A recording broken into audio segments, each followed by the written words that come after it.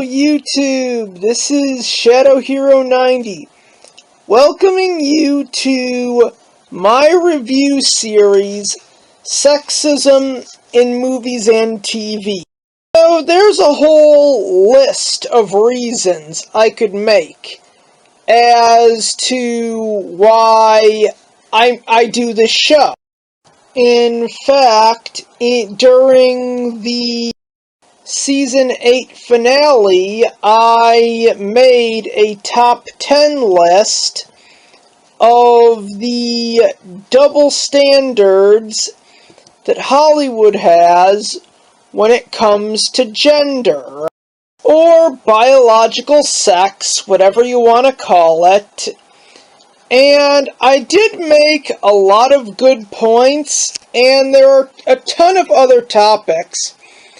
But the biggest and most glaring issue with what I tackle in this series boils down to the word hypocrisy.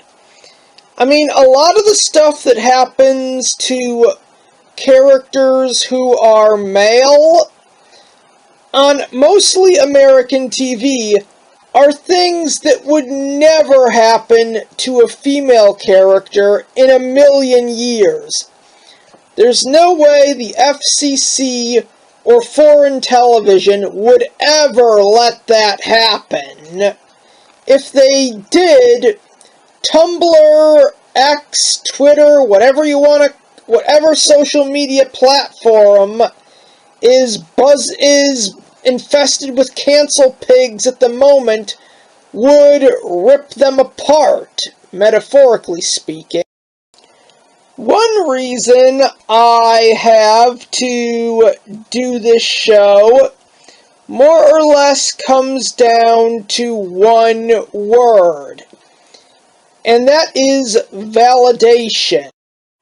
Now, there are a ton of characters on TV who would be complete toxic role models for girls.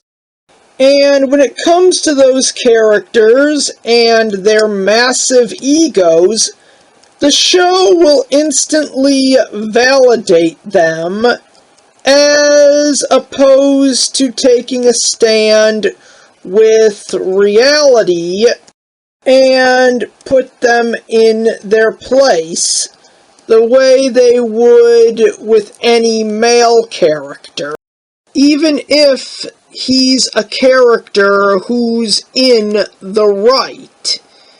And that's kind of something that you don't see on American TV or shows imported from Japan, i.e. anime. Seems like good role models for boys on TV and in films have dwindled, while the number of bad role models for girls has not only gone up, but yeah, I'm just gonna say it. The people who write this schlock will instantly validate their horrid behavior at every point. And it's not just bad behavior. They also have massive egos that these crap shows will instantly bend over to validate as well. And when they're not doing that, they're more or less depriving girls of actual good role models. Instead, most role models for girls are the worst type of brats you can imagine. You know, the kind that would actually hurt their brother over something completely insignificant and minuscule. In recent years, positive role models for boys have fallen by the wayside. replaced by spineless cucks who cannot stand up for themselves and will bend over backwards for a girl, whether she be family or someone he has a crush on, and will more or less be screwed over in the end. And when you look at how these terrible episodes of TV shows and horrible films are written, the show and or film thinks this is okay. It says an awful lot about the jackass who wrote it. We need a men's rights revolution when it comes to the entertainment industry, specifically in film and television, because if we don't, things are going to stay the same. I blame the current state of movies and TV as to why young boys and young men have such low self-esteem. It should be pretty obvious that's why. No good role models equals terrible self-esteem. And those are some really good reasons as to why I do this series. Okay, in this episode, I am going to be giving a review. Okay, in this episode, I am going to be ripping apart the maybe new at the time series Star Wars The Acolyte on Disney Plus. And just like the last episode, this is going to be one of those reviews where I give a quick recap and then I tear apart everything wrong with this horrible, gynocentric, man-hating piece of garbage. Just in the corner 78. Always my favorite part of the show. MJC&D. Amazing Hypno. Okay, now, I only know about this show through word of mouth, so please don't get too upset at me if I don't exactly know every little detail of the Acolyte, because I'm going to be leaving a lot out. But this is more or less Star Wars The Acolyte abridged. The show is about two twin sisters who were created using the Force. They were born to a cult of dark side manipulating space witches who raised them. But one day the Jedi came, this one in particular, wanting to take on one of the girls as a Padawan and have her join the Jedi Order. The head witch said no and told them to lie and fail all of the Jedi's tests. The head witch mind controls one of the Jedi for some reason, and then the Jedi fight the space witches, a fight breaks out, a fire gets started, the head witch controls a bunch of Jedis, including the Wookiee, and makes them attack the other Jedi. The main Jedi who wanted to train one of these two girls gets killed, and he's basically just a straw man, and the Jedi leave. When the Jedi report to the Senate, the senator tells the Jedi off, saying that they're misguided, too stuck in their ways, and that one day it will be their downfall, foreshadowing Darth Vader. Okay, now let's take a look at what the idiots behind the acolyte were trying to accomplish. They more or less wanted to deconstruct the Jedi and make them into the villains. That's basically what I heard from everyone who's willing to talk about this piece of crap. That the point of the acolyte is to basically make the Jedi the villains.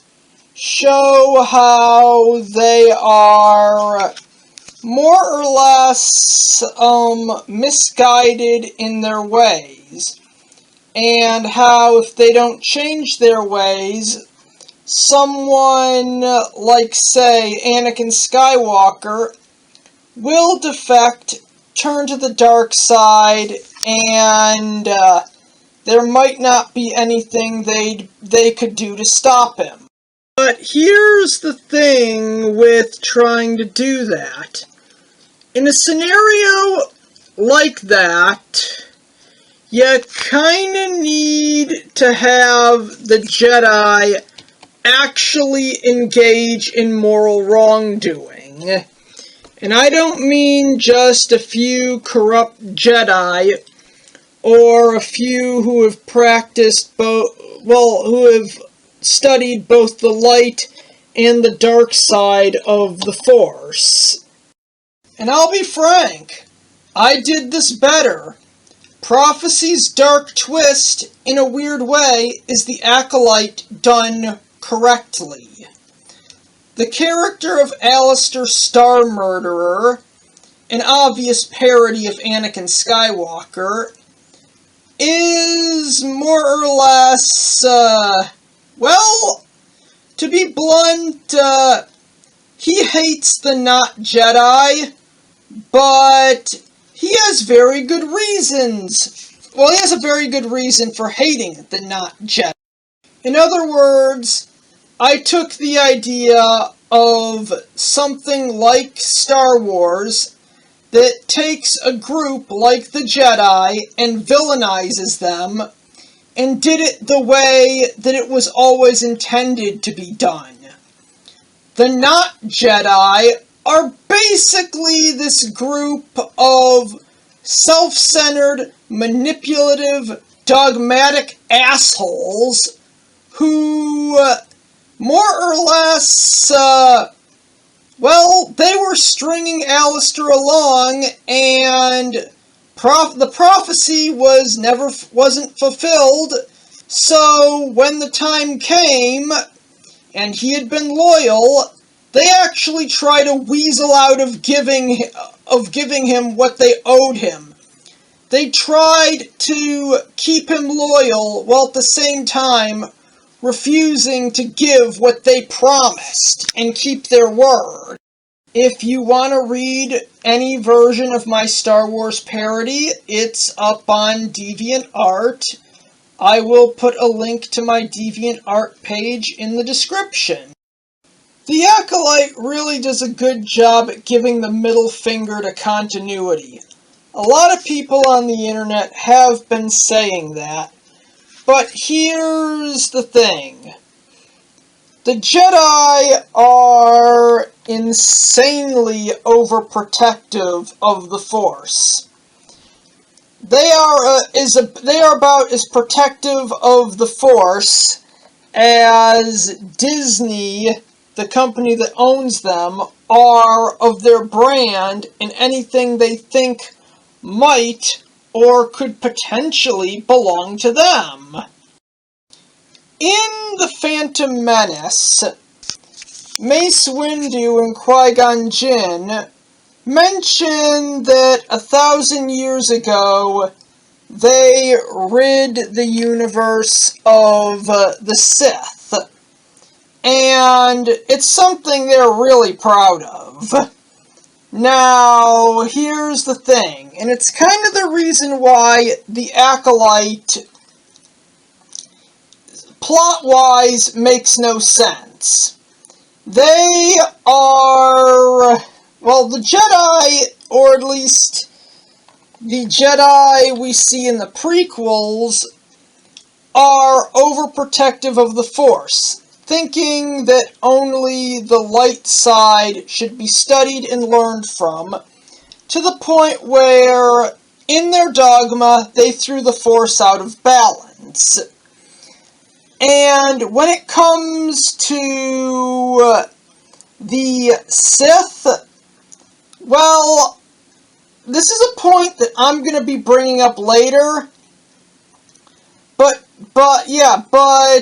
when they say they defeated the Sith, they were actually kind of committing genocide.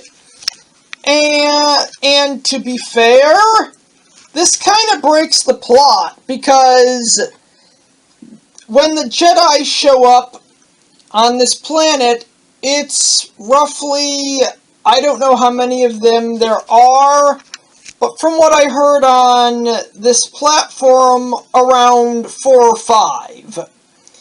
If the Jedi discovered a world capable of life, if the Jedi did that and found, say, this cult of dark side witches, they would not act the way they did in the Acolyte.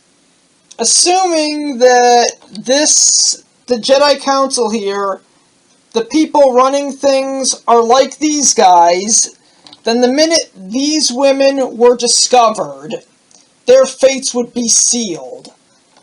These guys would be sending in reinforcements on the double. I mean, there'd be spaceships raining down from the sky, all of them carrying Jedi with their lightsabers, and the witches would get massacred and killed. The Jedi would purge all life from the planet, viewing it as corrupted by the dark side. In other words, it would kind of be the Star Wars equivalent to the Salem witch trials. But, yeah, Disney, with Disney being Disney, we all know we could never have anything even remotely like that happen. Okay, here's the thing. In an ironic twist of events, the Jedi were already the bad guys. Now, I heard about the origin of the Jedi from the game Star Wars Knights of the Old Republic, and by that, I heard about it through a theory video on YouTube that I can't find anywhere. It may have been taken down. But the point is, in this game, we got a backstory for the origin of both the Jedi and the Sith. Derived from the line where Mace Windu said that they had defeated the Sith a century ago. Well, originally what happened is that they were originally one group, the Legion of Leto, I think it was. They split off, one side became the Jedi, the other side became the Sith. They went to war, and the Sith were nearly wiped out. And here's the thing.